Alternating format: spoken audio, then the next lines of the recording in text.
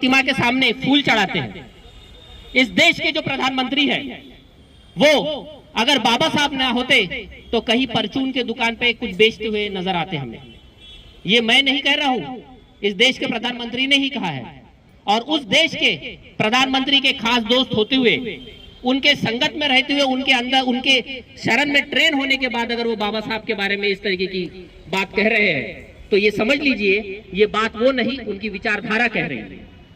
ये जो हाथ में हम जो बाबा साहब की तस्वीर लेके खड़े हैं, ये सिर्फ तस्वीर नहीं है। आप लोगों को लगता होगा कि ये सिर्फ तस्वीर है, ये व्यक्ति है। ये व्यक्ति नहीं, ये विचारधारा है। इस विचारधारा की जड़ें सिर्फ बाबा साहब जब पैदा हुए तब से नहीं है। इस विचारधारा की जड़ें इस देश में पिछले 2500 साल से बोई गई है और वो आज तक चली आ रही है।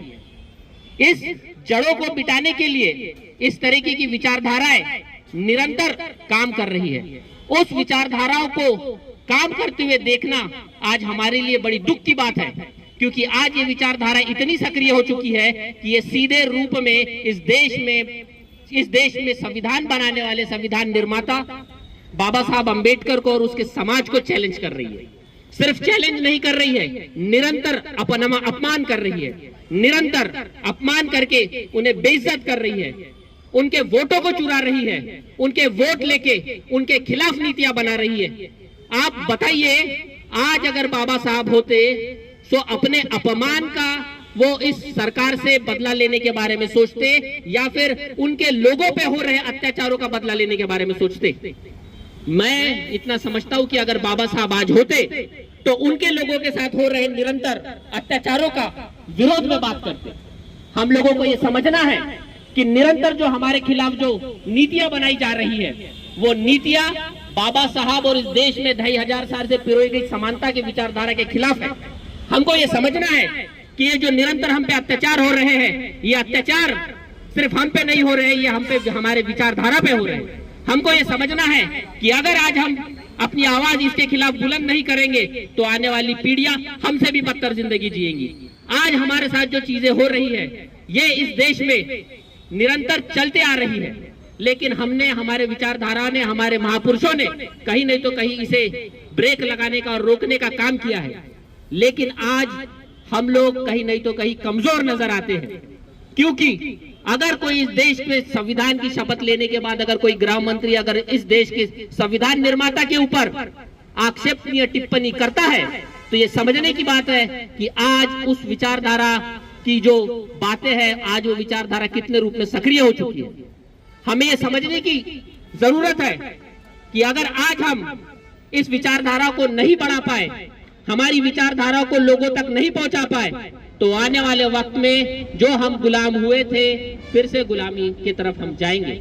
ये गुलामी सिर्फ व्यक्तिगत गुलामी नहीं होगी, ये पारिवारिक गुलामी होगी, ये सामाजिक गुलामी होगी, ये मानसिक गुलामी होगी। जो धन संसाधन की जो गुलामी जो आज तक हमको नहीं मिल पाई, जो चीजें हमको आज तक नहीं मिल पाई, वो आज हमारे पीढ़ी को भी नहीं मिल पाएंगी। ये हमारे लिए बड़ी शोक की बात है। इसे पकड़ना कृपया करके। ये हमारे बड़ी दुख की बात है कि आज बाबा साहब द्वारा जो इस देश में समता की बात करते हैं, जो इस देश में समानता की बात करते हैं, उसके विपरीत इस देश में विभाजन की बात हो रही है। इस देश में जो मंत्री, संतरी, नेता आज करप्शन को लीगलाइज कर चुके हैं। लीगलाइज का मतलब है कानूनी रूप में उसको जामा पहना दे चुके हैं।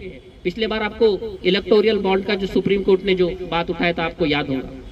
इस देश में जो बाबा साहब ने जो आरक्षण नाम का हमको आशीर्वाद दिया था कि नहीं दिया था, उस आशीर्वाद को किस तरीके से बांटा गया है सुप्रीम कोर्ट के मदद से, आपको पता है कि नहीं पता है? वर्गीकरण हो रहा है कि नहीं हो रहा है? ये हमारे लिए दुख की बात है कि नहीं बात है? क्या हम रोक पाए? क्या हम रोक पा रहे हैं? क्या हम सामाजिक रूप में एक हो पा रहे हैं? ये क्या है? ये बताया जा रहा है कि बाबा साहब ने जो आप पे को जो आशीर्वाद दिया उनको छीनने का काम हो रहा है।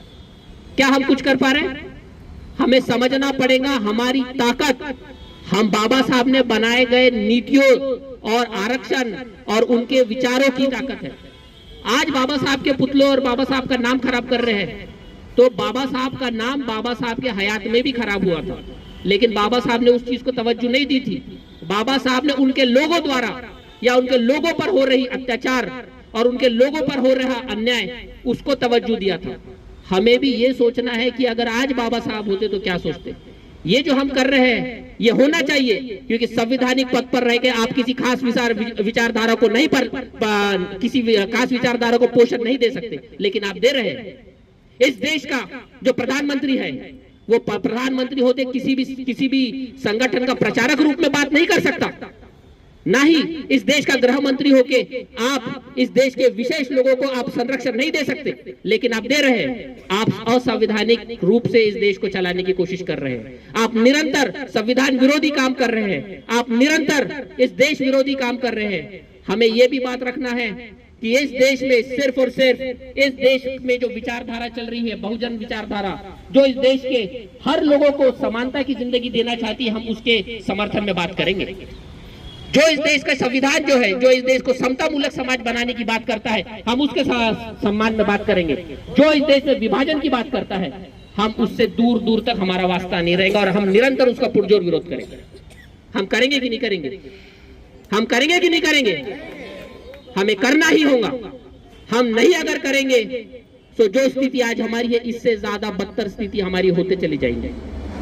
हमको समझना होगा कि इस देश में जो भी व्यक्ति संविधान की शपथ लेके संसद में जाता है, किसी भी मंत्री के पद पर मंत्री बनता है या किसी भी रूप में नीतियां बनाता है, तो इस देश के बहुजनों को केंद्र में रखकर ही नीतियां बनानी होगी।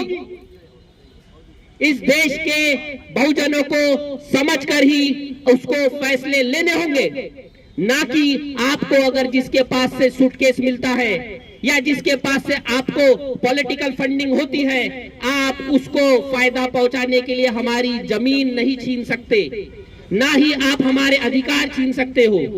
आपको ये समझना होगा कि इस देश में निरंतर पूंजीपतियों को फायदा पहुंचाया जा रहा है। आपको समझना होगा कि आप लोगों की निरंतर शिक्षा छीनी जा रही है, सरकारी नौकरी छीनी जा रही है, जमीन छीनी जा रही है। आपका आने वाला भविष्य खतरे में नहीं, अंधकार में है। आपको समझना होगा कि आज जो है सरकारी नौकरियों से रिटायर लोग हो रहे हैं, उनके बच्चों के पास नौकरियां नहीं है।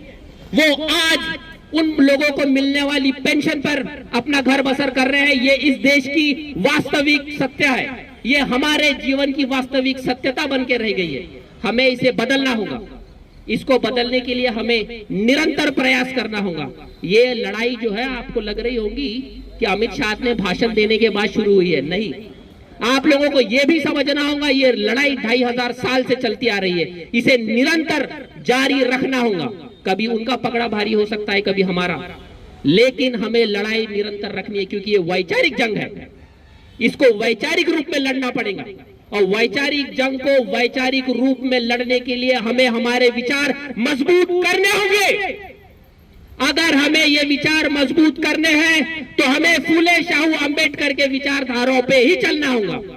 दोहरा मापदंड आपको अब नहीं बचा पाएगा। दोहरा मापदंड अब आपको नहीं बचा पाएगा। अगर कोई सोचेगा कि अगर मैं इस पाले में चले जाऊं तो मुझे कुछ फायदा हो जाए, मैं इस पाले में चले जाऊं तो मुझे कुछ फायदा हो जाए, अब ये चॉइस आपके पास नहीं बचा। इसीलिए आपको समझना होगा और समझ कर निरंतर काम करते रहना होगा। यही बोल के मैं अपनी बात खत्म करता हूं। जय भीम, जय भारत।